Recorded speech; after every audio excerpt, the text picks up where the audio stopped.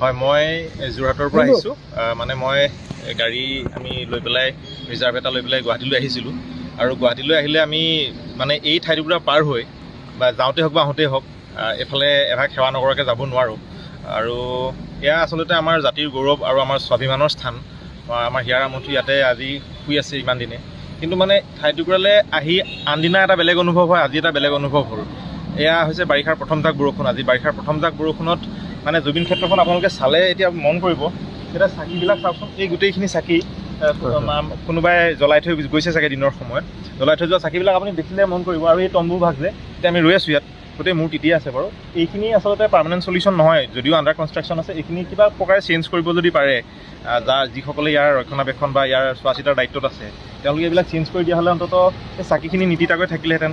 জুবিনদাৰ ফটো, জুবিনদাক মৰমত দি থৈ যোৱা গামোচা, এইবিলাক তিতি পেলাই আছে। মানে জুবিনদা তিতি থকাটো মানে ভাবিব নোৱাৰোঁ আচলতে। এইটো মানে কি ক'ম এতিয়া আপোনাক, মই যদি কৰিব পৰা মোৰ সাধ্যৰ ভিতৰত কাম হ'লহেঁতেন আজিয়ে মই কিবা এটা যেন কৰি দিওঁ এনেকুৱা লাগিছে। কিন্তু আমি ইয়ালৈ অকণমান সময়ৰ কাৰণে আহোঁ, সময়ৰ কাৰণে আহি দেখিলে এনেকুৱা অৱস্থাত দেখি পেলাই বেয়া লাগিছে আচলতে। সকলোৱে যি ধৰণে কৰিব পাৰে কৰি আছে, তথাপিতো ইয়াত ক'ৰবাত যেন কিবা এটা কৰিব লগা কাম এতিয়াও থাকি গৈছে, যিটো কৰি দিয়া হ'লে জুবিনদাই অকণমান শান্তিত থাকিব পালেহেঁতেন, এনেকুৱা লাগিছে। বহুত বেয়া লাগিছে। মানে মই দুখটো আপোনালোকক প্ৰকাশ কৰিব জনা নাই।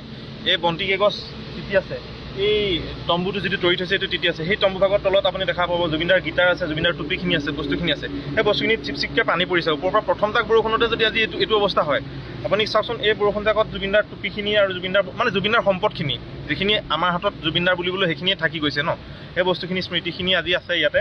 এয়া তিতি আছে প্ৰথম জাক বৰষুণত, বাৰিষাৰ প্ৰথম জাক বৰষুণত তিতি আজি এই অৱস্থা। আকৌ কিনকিনীয়া বৰষুণত, তেতিয়াহ'লে ভাবকচোন আহি থকা দিনত কিমান বৰষুণ আহিব, কিমান ধুমুহা আহিব, আৰু এইখিনি অৱস্থা কি হ'ব তেতিয়া।